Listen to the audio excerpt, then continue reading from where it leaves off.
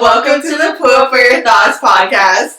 My name is Hina. And my name is Tiana. And today we'll be talking about all things work, how we got to where we are today, and just what we're up to these days. Yeah, what we're up to. Okay, so when you were little, what was like your dream job as a child? It is so funny because my mom and we used to watch America's Next Top Model, a lot growing up. Every single Saturday, they'd have the reruns. Yeah. Do you know, they played an entire season? I remember I used to watch that too. And so, when I was growing up, I was like, oh my God, I want to be on America's Next Top Model. I want to be that was your dream job? I feel like that was, a dream. I didn't have, a dream set job. Mm-hmm. I think, I always just thought, I just end up being, a teacher. Mm-hmm. Or, because, my parents are teachers. Or I was, my dad was, a flight attendant, too. So I was like, oh, maybe I'll be, a pilot. Yeah. Or a flight attendant. Yeah, for sure. I can definitely relate to that because my mom teaches preschool. Mm-hmm. So I was like, I'll just be a teacher. And she was like, the last thing I need you to be is a teacher. And I was like, okay. So my other dream job when I was little was becoming a marine biologist. I think I actually had that dream and continued that until high school. Mm-hmm. And then I started getting into, the different science classes. And I was like, oh, yeah. Yeah, no. I can't be a marine biologist. Yeah. When I was in high school, I was like, oh, I'm interested in, physical therapy. I thought physical therapy was really interesting.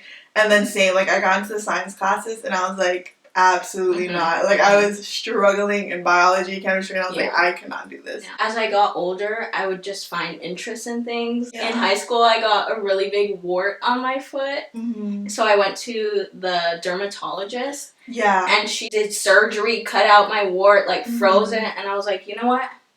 I'm going to be a dermatologist, and I'm going to help people with their warts. I wanted to be a dermatologist, too, for a little bit in high school. Yeah. Because I was, like Dr. Pimple Popper. I was, yes. I loved, doing that and, popping other people's pimples, family members and stuff. And I was like, I could totally, that was, my guilty pleasure. Cause for sure. I would have to, hide and watch it because my mom is really squeamish, so she wouldn't let me watch it in the living room on the TV, so I'd be, in my room at night, watching Dr. Pimple Popper like a weirdo. Growing, when I was, little, I feel like I didn't really have, a dream job, because I feel like everyone in my life were, in education, and I was like, oh, yeah. It sounds that could be fun, but I don't think that's what I truly want to be. I was never set on something either, because I know people they grow up and they're they work towards being this, and that's what they're gonna do for the rest of their life. And I'm like, how do you know that at such a young age? Lots of other people went into college knowing okay, this is what I want to do, this is what I want to become, and since you didn't really know what you wanted to do, do you feel like you were behind? In a sense, or what was your take on that, going to college and having to pick a major? And yeah, well, it's funny because when you sign up for a school, you sign up for what major you're going to go into. So I signed up for kinesiology. Okay, I didn't know that. Enough. Yeah, I signed up for kinesiology, and then I don't know what clicked for me that summer. I feel I was always just kind of into social media and all the things, and then that's what got me into business. But for me, I was always just so, going to high school, and I think e-learning affected me this way because, everyone knew exactly what they were going to do. Everyone, had an idea of, where they wanted to go to school, what they were going to study, how that was going to set them up for the future, preparing, internships, all that stuff. And I was like, oh my God, I'm just working my silly little jobs, and, I have no idea what I'm going to do with those, and I don't know if that's going to, prepare me, for the future. Yeah. So I think, definitely ELNE, made me more scared, but I guess that's, because it is a college preparatory academy, everyone's there to go to college and to get a good job in the future, but, yeah, do you think, coming out, since you went to a private school that affected you in any way? I don't know. It was we had college counseling, but it was never, okay, you want to go to college. This is why you want to go to college, and this is what you want to do with your degree. Yeah. And I think even within my friend group, I don't think any of us were really even thinking about that. Because in high school, it's okay, it feels so far away. I'll just get through college and then I'll figure out what I want to do. But you're right. When it comes to internships and like having everything set up, you don't realize how behind you are until you're in college and everyone else has already done an internship. I knew I wanted to do business. I didn't know what I wanted to do with it. Yeah. But in my head, I was like, every company is a business. Exactly. I can find somewhere where I fit in. Yeah. Do you know like what age you were when you're like, I want to do a business, like I want to get a business degree? My dad owns 2 of his own businesses. Yeah. So I've always been in the shop with him, been around him preparing orders and doing the invoices and stuff like that. So I think that was the easiest route for me to take. Yeah. And I was like, you know what? I can literally take over your business. But if you know him and what he does for work, there's no way I could take over because it's so like labor intensive and very specialized. So so I always knew like something in business. That was hard for me because nobody in my family, no one's in the business world. Like if I think about it, everyone's in like education or like my dad also does like being a flight attendant. So I never had someone to look up to, I guess you could say. Like my uncle works for Nike, but like I never really talked to him about like what he does. Like I just was like, oh cool, like he works in Nike. Go to the employee store and get passes. Like it was never like, it was just like cool perks. Yeah, like cool perks. What actually do you do to survive and live? Yeah. So like what does it take to like be in business? Yeah. My dad wanted me to be in communications because I didn't know what I wanted to. He wanted me to be a communications major, and I was like, kid, I'm not gonna be a communications major. So what jobs would have been for communications? Because my dad was a communications major, and like you can do a lot with communications. Like you can also do like marketing and PR from a communications major. You can really do like anything with a communications major because it's about public speaking, the way you communicate with others, and the way you communicate like in a group setting. So it's like you can do a lot with that. But I was like, no, like I want to do something that's more set. So, like, I can figure out from there, like, a career. Yeah. And I always thought marketing was really cool because I was always kind of interested in social media. I always was interested in pop culture. So, like, I feel like that was kind of like, okay, like, I feel like business would be really cool to, like, get into. Yeah. Little did I know those classes aren't that interesting. Yeah. I feel like that's cool, too, because before, like, for older generations, marketing was more like advertisement. Yeah. TV commercials and stuff like that. Radio, all of that. Yeah. So we definitely kind of grew up like with this day and age of marketing, with the social media and everything. I never realized like how big it actually is. Yeah. Like there's so much different things that you can do in marketing that's under like the whole like realm. Yeah. I think that kind of ties to something that we've had a conversation about before from high school and even from college. They're setting you up for a job. But lots of times, we don't even know the jobs that are out there and the jobs that exist. No, 100%. I talk about this, like, with a lot of people nowadays about, like, I'm just trying to learn everything right now, like, even at, like, my internships, because, like, I don't even know what's truly out there. Yeah. Like, there's so many, like, I just want, like, a list of all the jobs you can get in business. I was super interested in HR. So I thought it was going to be like, okay, this is HR. These are the different jobs under HR. These are the different positions under HR. And I thought someone would magically just break that down for me, but you kind of do have to either know someone in the field. Oh, yeah. Or just do your own research. 100%. Even, like, just job searching right now. It's like, okay, like, am I even qualified for this? Like, just looking at the job. For me, like, I never had, like, any, like, actual, like, business experience, but I've had so much other jobs. Yeah. So I'm like, how can I make it seem like I'm a good fit? Because I know I'd be a good fit, but like I don't have like the exact like years of experience that like these people are looking for. Tell me a little bit more about like your first job. Was it Pakistan?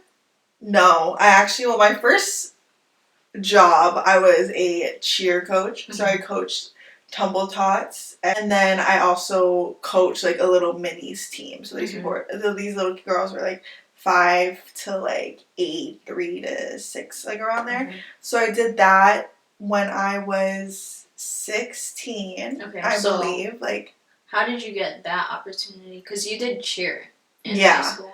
Yeah. So funny story. I quit my cheer team at ELN because That's a whole other thing. That's a whole thing. So I quit my cheer team. My dad was teaching at Akahi Elementary School at the time.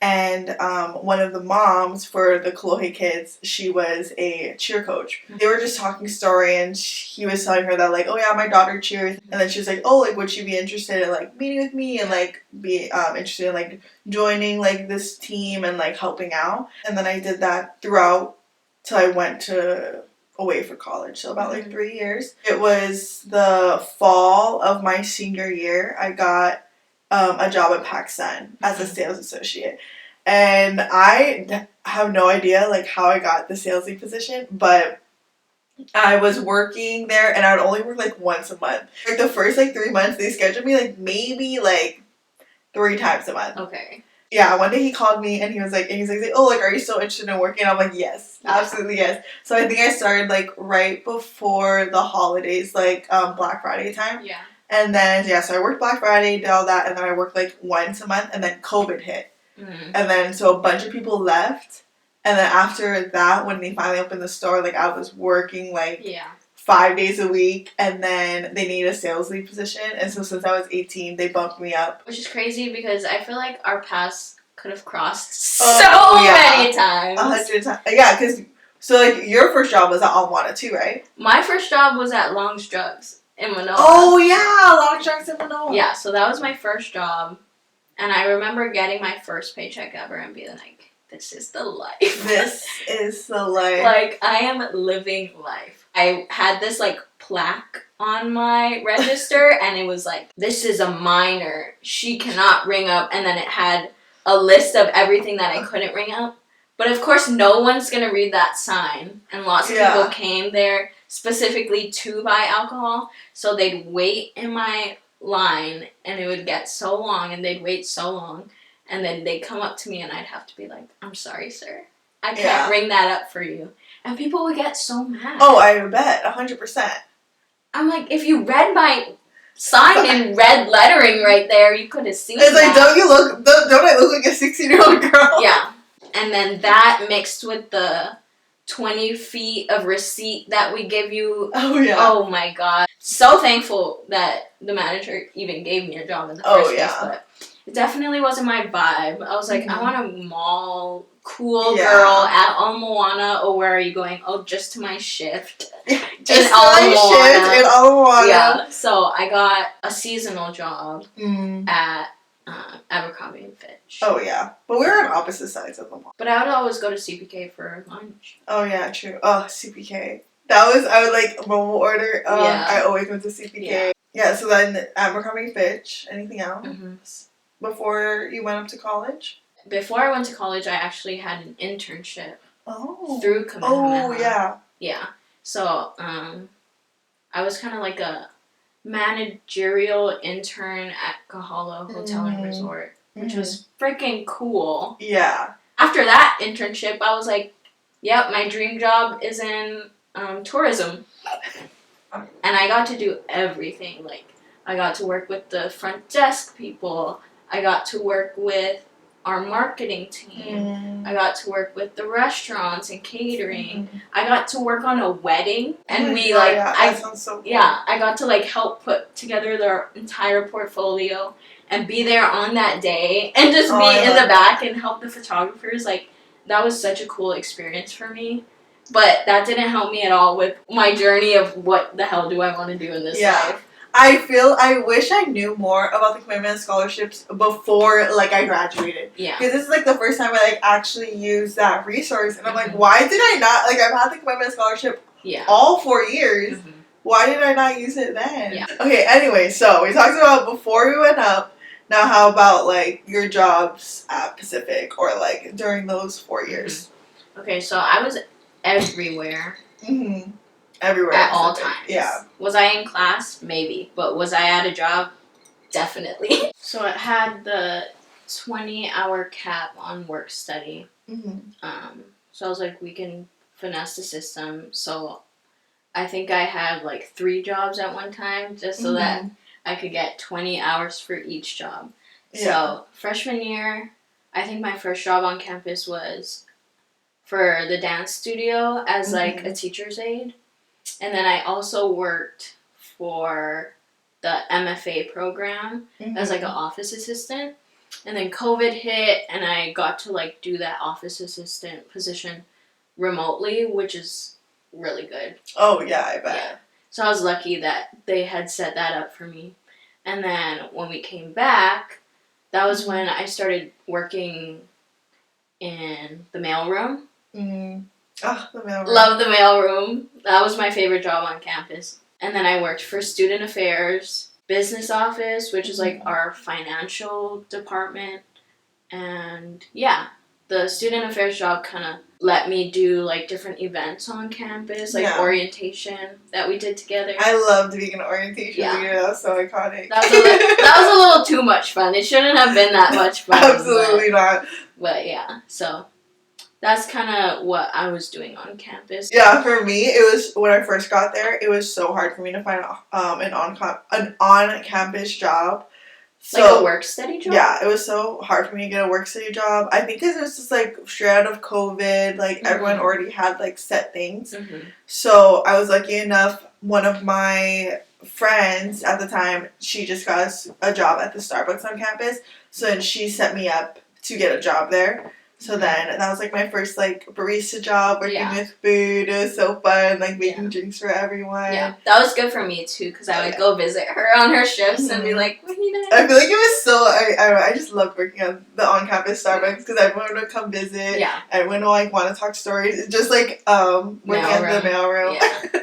Literally, we just wanted to have friends and be social. Literally, just wanted to be social. Yeah. And then from there, I was able, one of the baristas I worked with, she knew somebody who worked in the athletic department. So I was able to work in the athletic department, helping with like the games, doing the camera work, doing scoreboard, all that stuff. And that was also really fun. And then the registrar's office, which is also fun. Yeah, you're just front desk, like learning everything. Literally learning everything about everyone. Yeah. Like, but we do follow privacy laws. Yes, we do. My mouth is shut, but I do know a lot. Yeah.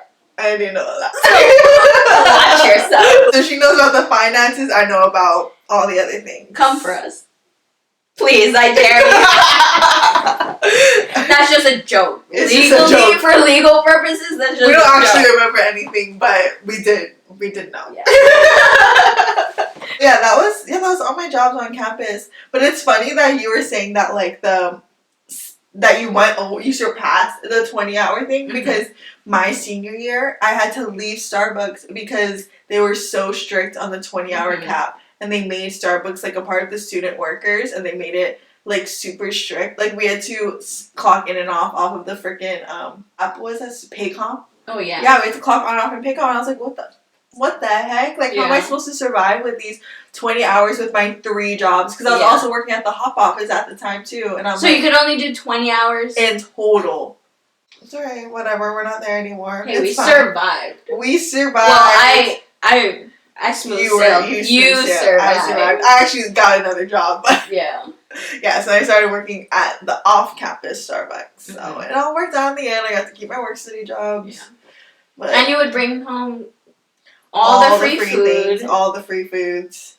All the expired items. Yeah. We loved Hina at Starbucks. No, that was an iconic time. It was. In my life. Like, that very sparked my caffeine addiction, for sure. Like, coffee, energy drinks, energy drinks, all the time. Yeah. I actually didn't start drinking Starbucks until you worked there. I know, I think I remember you telling me. Because I would be like, I don't know what to order, like, pick something for me, and she would always just make me the best drinks, so now I can order at Starbucks. Yeah, now you're little refreshers. I used to make you little refreshers. Yeah. Maybe Hina has to go back to Starbucks. She just quit Starbucks, but I just quit Starbucks. I'm never going back. It was good for you though. It was a good little time in my life. For sure. Yeah. Especially like moving from being on campus to moving to like a corporate Starbucks. That was a very then I learned how to like wake up at 4 a.m., not be late to my job, like had such like a long period of time after my shifts was done, and like handling that, being extremely fast on my feet because corporate it's like go, get all your drinks down in 40 seconds, like you were hustling. I was hustling. That was a time. Yeah, that was a time. So, like, what were you up to during, like, when you were at home during your breaks? Yeah. I really started to, like, try to find work when I went home for COVID. Because we didn't know how long that was going to last. And I didn't know if I was going to come back to Pacific. So I was like, okay, I need to start doing something. So I worked for USPS as a mail clerk. And I told my parents, like, maybe I'm really passionate about mail. It sounds so dumb. A little foreshadow into working in the mailroom. It sounds so dumb, but I was really like, wow. Lots of people don't know how to, like, address a letter. I feel like I've learned so many skills from working. I still don't know how many stamps to put. It's based on weight. It's usually, it's easier to just go and be like, can you weigh this for me and tell me how much I need to put? Oh. Yeah. So I did that in the mornings, and it was, like, essential work, so I was doing that throughout COVID. And then in the afternoons, I would go to, like, my retail job at Blue Ginger, which is, like, Hawaiian island wear. Yeah, in the Hilton, right? Like, yeah. That was so fun because it was a smaller, like, boutique style. Yeah. So it was just me in the store, making commission too, like. Oh, yeah. It was really good. So I'd do that in the afternoon. And then at night, since I was already at the Hilton, I worked at Hilton's Luau as a sales photographer. So, yeah, that's how I spent my days during COVID. When I went home a couple times after that, just for breaks, like seasonal, they were just like, just come in anytime you want. When I was at home for breaks, I did help out with the cheer team. I did tumble tots for them a lot, like once in a while when I was home, because she would do like week intensive clinics, so I'd help with that. One summer, the summer I got my ACL surgery, I worked as a hostess at a Thai restaurant, and that was really fun. I felt so bad for them because obviously they gave me the job, and I was like, well, actually I just found out I tore my ACL and I gotta get surgery. Yeah. So I will be able to work for like a week or two. That was right in Ward, right? Yeah. Are they still there? No, they just closed recently. So they only have the location in Hawaii Kai. Okay, they still have a location. Yeah. Cool. It's so good. Miley's Thai. You should go. It's super good. Shout out Miley's Thai. They're so good. Yeah, so I did that, and then I also worked gigs. Not that summer, because obviously I tore my ACL, but when I was, summers I wasn't in that surgery, or like breaks that I was there. Yeah. No, sometimes I get hella imposter syndrome. Really? Oh, 100%. Why? You've been doing it for so long. I know, but I also, I stopped dancing for a halau when I went to Iolani. My halau was in Kailua, and I was living in Oikai and Kahalua at the time. Yeah. Especially going to Pacific, everyone was still dancing for halau, and I was like, shoot, I feel like such an imposter. But when I met Auntie Kiani, who set me up with these gigs, she really built my confidence and was like, okay, you can 100% do it. Yeah.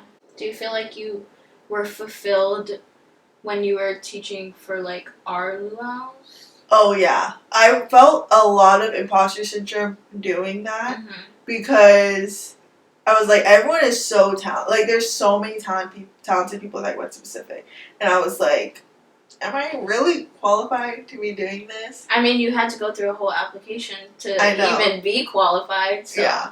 I know, yes. But, there's just some people Kiki, Shay, they are so talented, and I'm like, I'm dancing next to them? Really? It was cool being able to see you in that type of environment, though. Serious Mahina and passionate Mahina and doing something that you love and, you just want to share with other people and be able to teach. That was cool for me to see. That's good that you appreciate, because sometimes I was up there and I'm like, damn, these people must I was yelling at them for no reason. Because even when I was in your class, when you would talk, I remember I would turn to people and be like, fuck this. I'd be like, she needs to shut up. Fuck her. And then you'd look at me and I'd be like,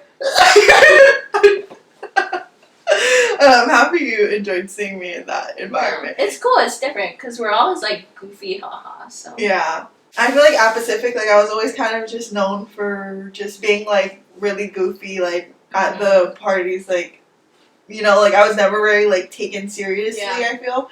And so I feel like it was hard for people to take me seriously, in that setting. Even, going onto the board, I had a lot of imposter syndrome with that, because I feel like nobody really cared about my opinion. And I felt like no one knew that I could actually succeed in these positions. So yeah, it was a good experience. So I'm happy you validating me. Yeah, of course. Saying I did. I loved seeing you up there, and I love talking shit, but still like admiring from afar. So, Like, she's so bossy. I'd be like, oh, who does she think she is? She's so bossy. Like in a good way. Yeah, literally.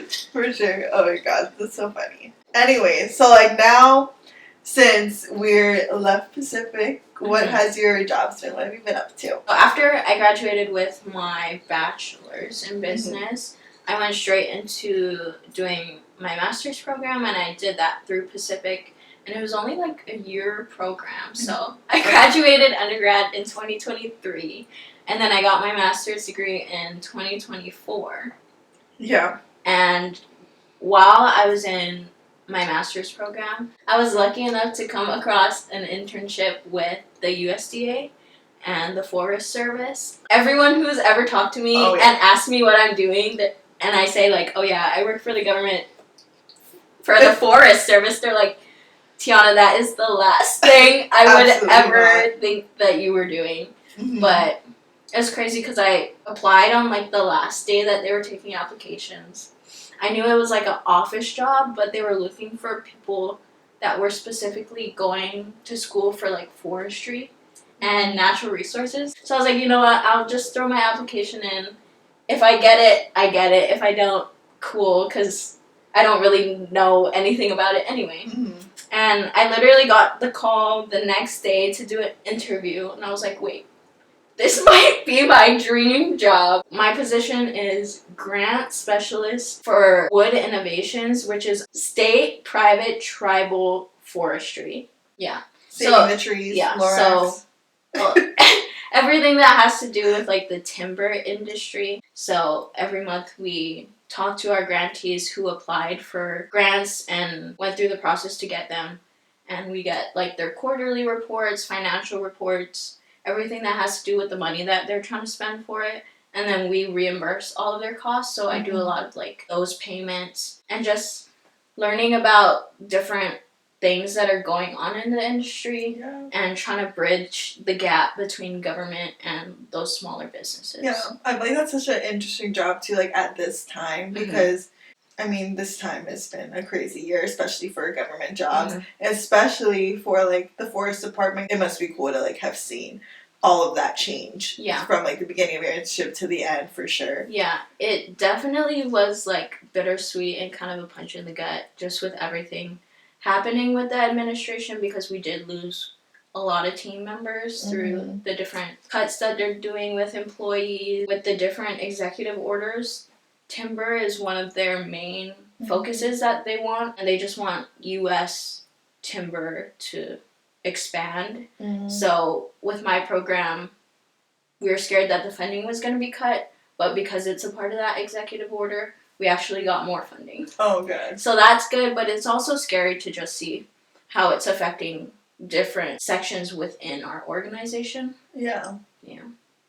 For sure. And then what's like the other thing that you've been up to? So I have 2 full-time jobs. That's one of them, and then my other one is like my day job. So I have a 8 to 5 where I'm an office manager at a local construction company. Yay, we love construction. Yeah.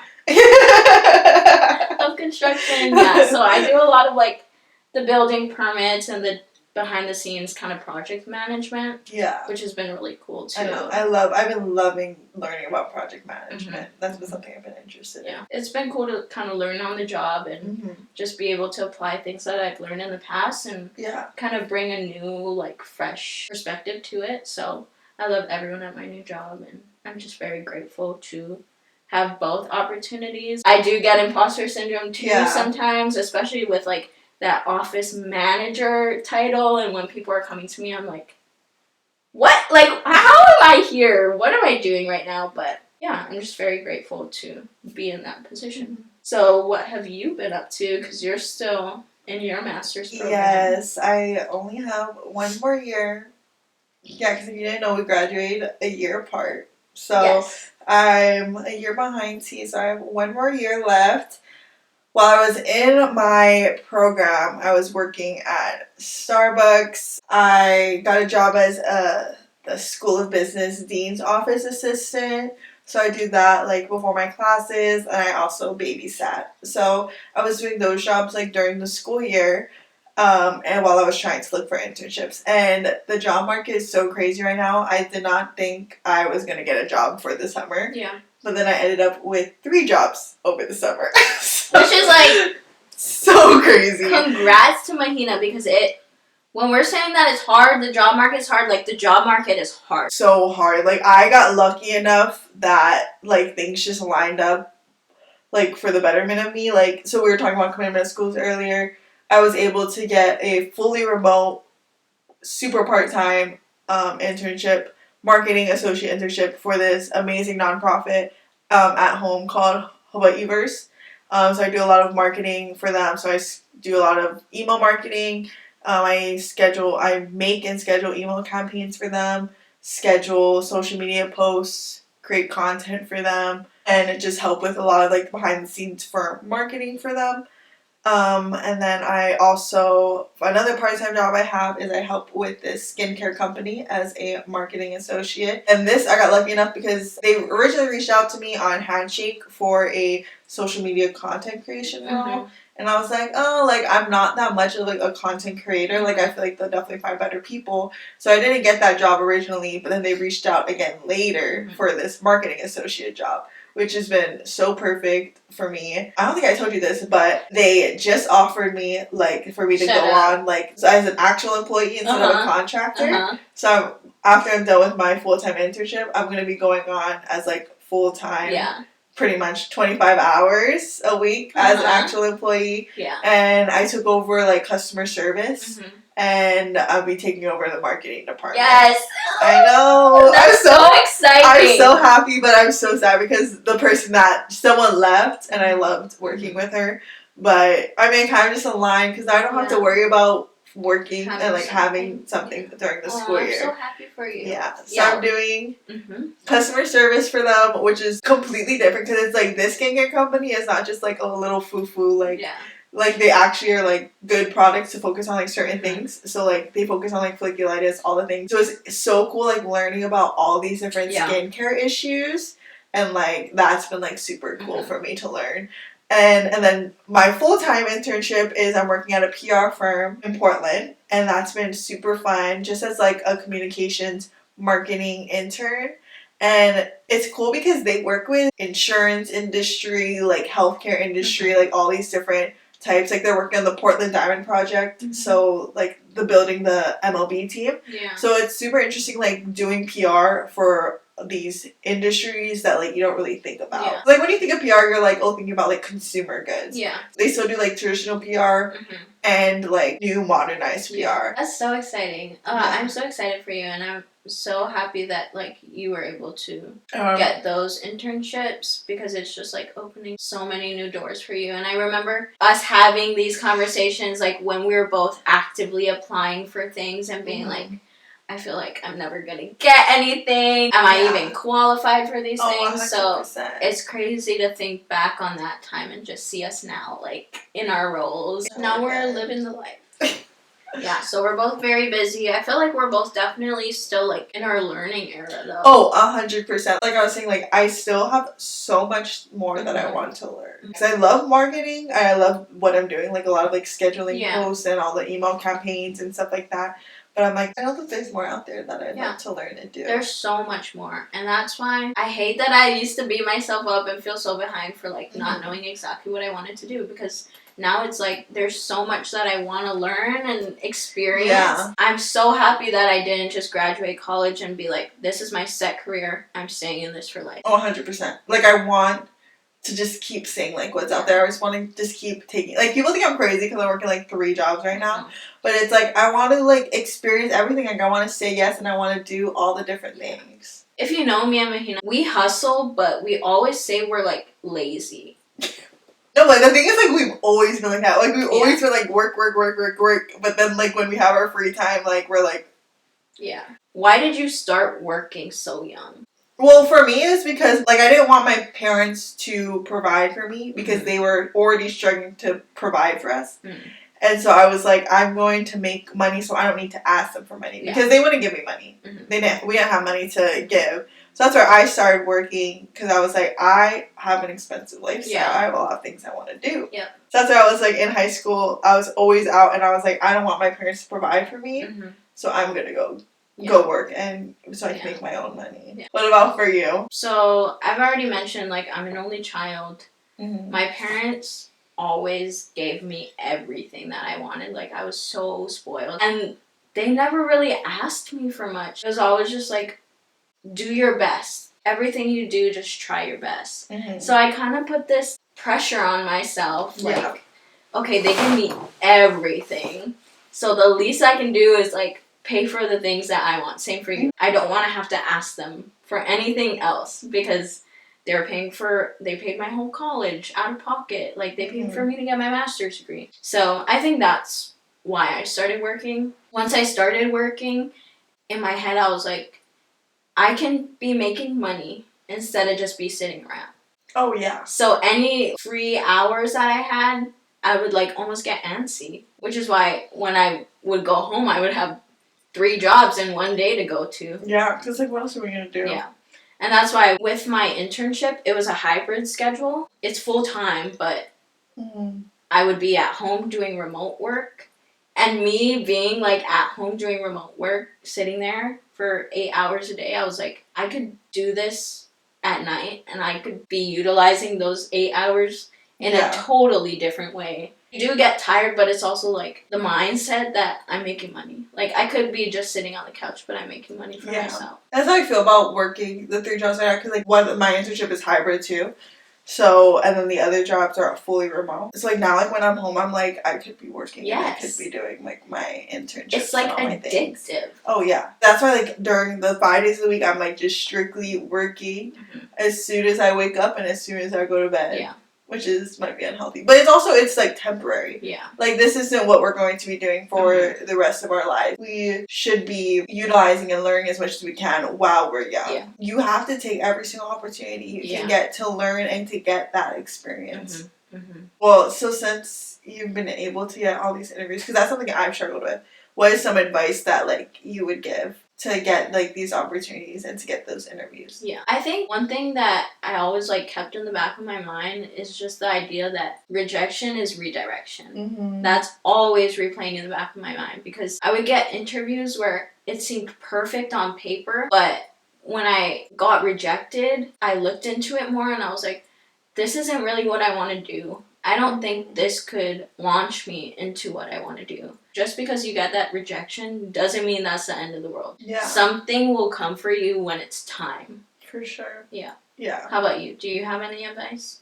For me, like, I was always just try to remember just to, like, apply for every opportunity, and if you don't get it, then it's okay. I feel like practicing tailoring your resume and practicing your cover letter and just sitting in an interview is so important and such a great learning experience, because I feel like every interview that I've sat through, like, I've learned so much from the interviewer and the questions they asked me, and every time I've been in an interview, like, my answers got better every time. So that's why I just, like, I'm always, like, applying for jobs and applying for those opportunities, because just sitting in that experience of, like, potentially working for that position has been really, I've learned a lot from it. You taught me great advice is, like, ask the interviewer, like, if you don't get the position or if they don't take you on, like, what can you do better?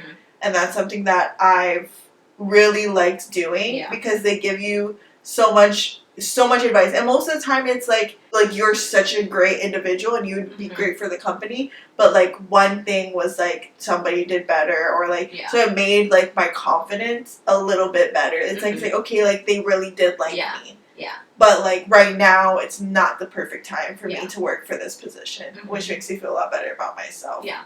It really is who you know, not what you know. It's what you know too, but if you're able to, like, make those connections, even by talking with the interviewer, and if they're like, you didn't get the job, but we really like you as a person, tell them, like, I'd love to keep this connection. You never know, like, where that will lead down the road. Yeah, because that's how I got my skincare internship, like, associate position. Because they reached out to me before, I didn't get it, but they offered me something later. Yeah. And so meeting people is so extremely important. Yeah, you never know how someone can help you or how you can help someone down the road. So yeah, for sure, 100%. That's what I like about the MBA program. Everyone's working towards the same goal, and everyone wants the best for you. They preach to us a lot in undergrad, like make connections, make sure you're networking.